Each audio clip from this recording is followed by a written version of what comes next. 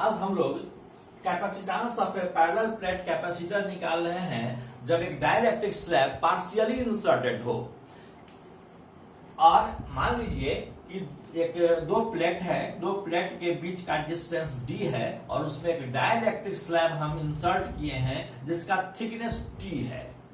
अब हमको इसका कैपेसिटेंस निकालना है, तो आप देखेंगे कि डाइलेक्ट्रिक स्लैब के इस एज पर और इस एज पर इंड्यूस चार्ज आ जाता है। इस प्लस चार्ज के कारण यहाँ इंड्यूस चार्ज माइनस में आता है और इसके कारण यहाँ प्लस में आता है, लेकिन उसका वैल्यू कुछ डिफरेंट होता है, इससे कुछ अलग होता है, कुछ कम होता है।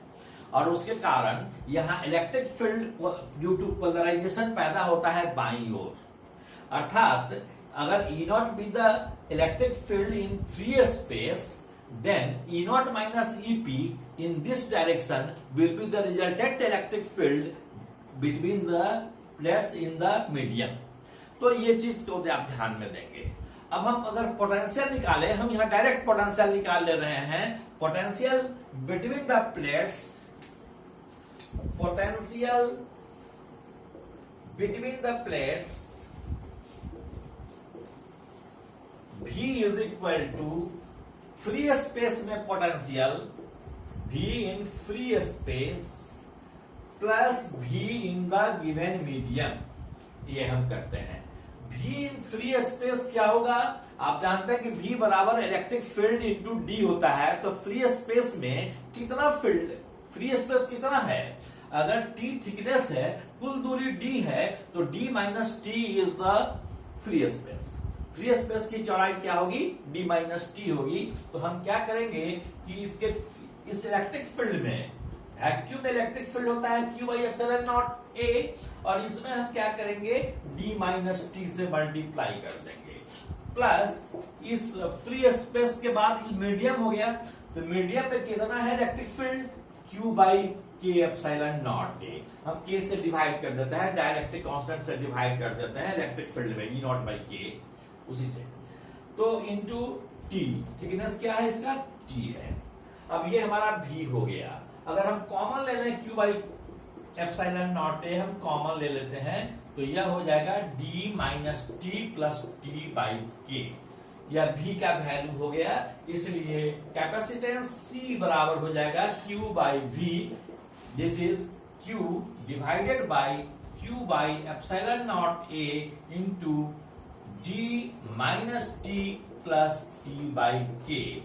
Q will be cancelled, so यह हो जाएगा epsilon naught A by D minus T plus T by K। This is the capacitance epsilon naught A by D minus T plus T by K। इसको हम कुछ special cases हम देखते हैं। अब हम इसका कुछ स्पेशल केसेस देखें। सपोज कीजिए कि अगर पूरे में वैक्यूम ही होता, जैसा कि हम पिछले केस में डिस्कस कर चुके हैं, अगर पूरे में वैक्यूम होता तो T बराबर हम क्या लिखते हैं? 0। If there is free space between the plates,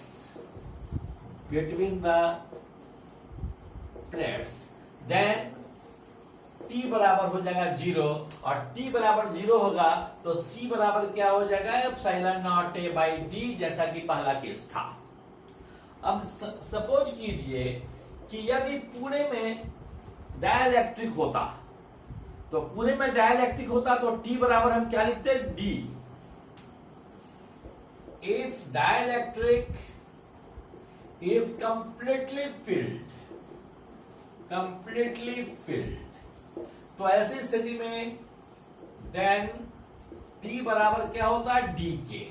तो T जब D के बराबर होता है तो D से D कैंसिल हो जाता है, D माइनस D 0 हो जाता है, या D बाई K हो जाता है, K चला जाता है ऊपर, तो C हो जाएगा K epsilon naught A by D। इसको भी हम लोग डिस्कस पहले कर चुके हैं। इसके बाद थर्ड केस है कि यदि पूरे में, सपोज कीजिए कि हम इलेक्ट्रिक स्लैब डाल देते जिसका thickness, if there are many the n dielectric slabs of thickness is T1, T2, T3 so on Tn, then C बराबर क्या होता, and dielectric constants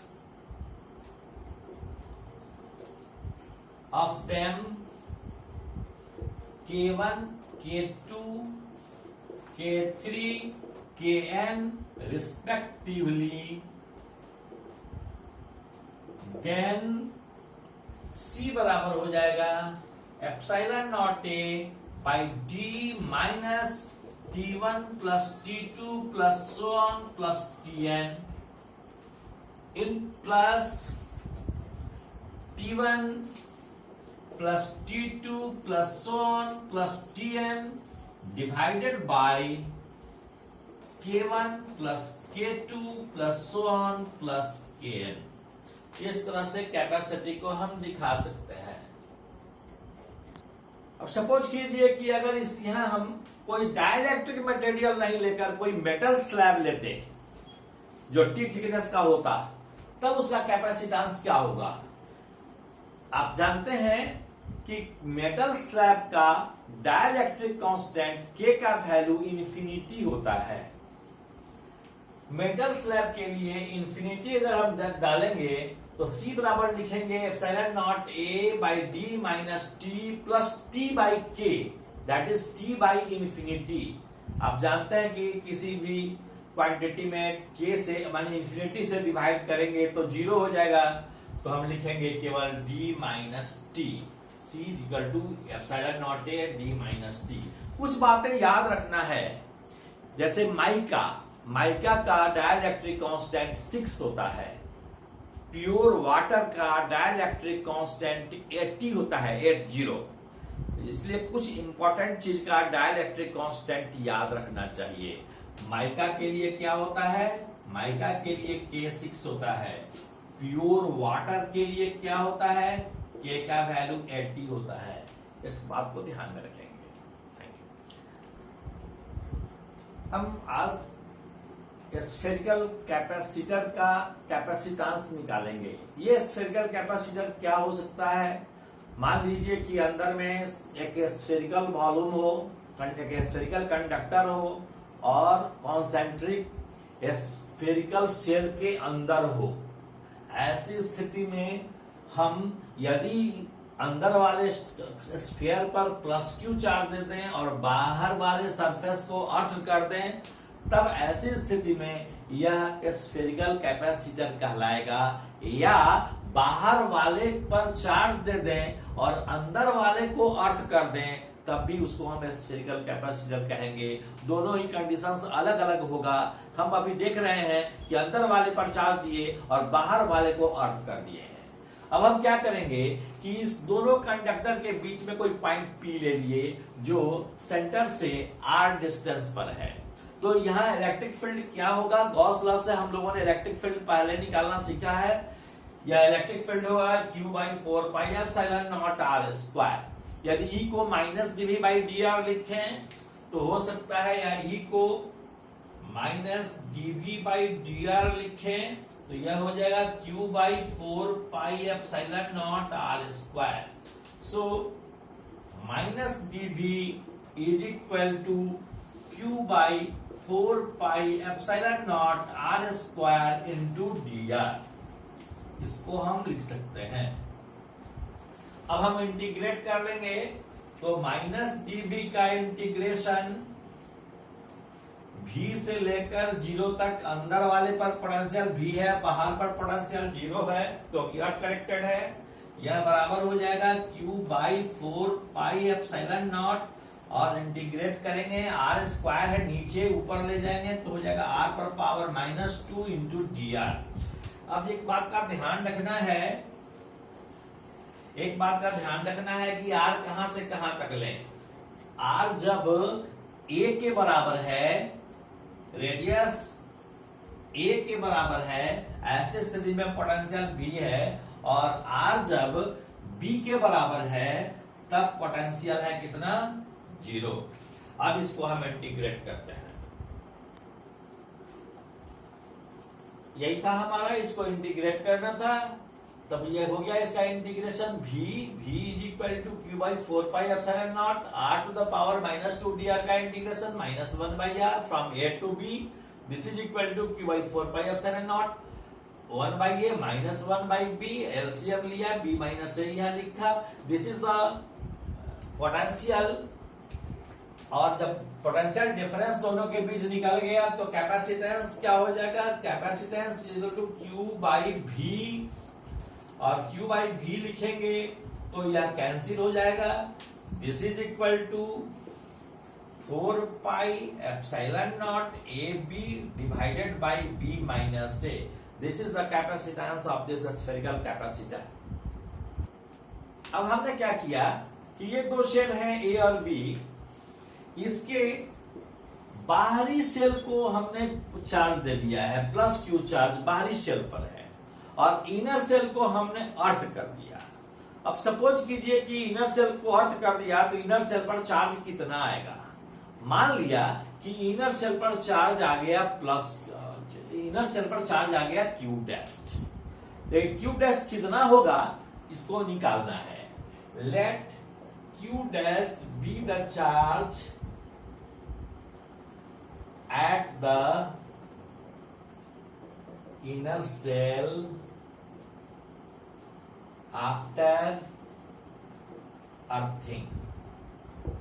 अब क्या होगा, यहां का पोटेंशियल V तो 0 हो जाएगा, यहां का पोटेंशियल V है मान लीजिए, तो यहां का A का पोटेंशियल निकालें, A पर पोटेंशियल क्या होगा, A पर पोटेंशियल होगा Q डैश बाई 4πε0 a, और इसके कारण बाहरी सेल के कारण A पर पोटेंशियल होगा Q बाई 4πε0 b।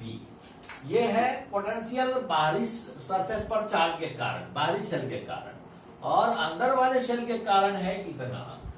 कुल पोटेंशियल भी 0 होना चाहिए, इसलिए इसको हम 0 से इक्वेट कराते हैं। This is Q dash by 4πε0 a plus Q by 4πε0 b। So Q dash by a बराबर होगा minus q by b. So Q dash बराबर है minus Q A by b. अगर Q dash minus Q A by b हो गया, इसका मतलब इस पर चार्ज आ गया minus Q A by b, और इस पर अगर minus Q A by b है, इसका मतलब है कि इस पर हो जाएगा क्यू ए बाई बी, इस पर क्यू ए बाई बी। तो बाहरी सरफेस पर क्या हो जाएगा, फिर बाहरी सरफेस पर हो जाएगा Q minus Q A by B. तो हमको उससे बाहरी सरफेस पर कितना चार्ज हुआ इससे हमको मतलब नहीं है, अंदर वाले सरफेस पर ये मिलकर कैपेसिटर बनाया। अब हम कोई पॉइंट P लिए r डिस्टेंस पर, यहां हम P पर इलेक्ट्रिक फील्ड निकालेंगे। तो electric field at P is equal to how much, this is equal to Q minus Q A by B.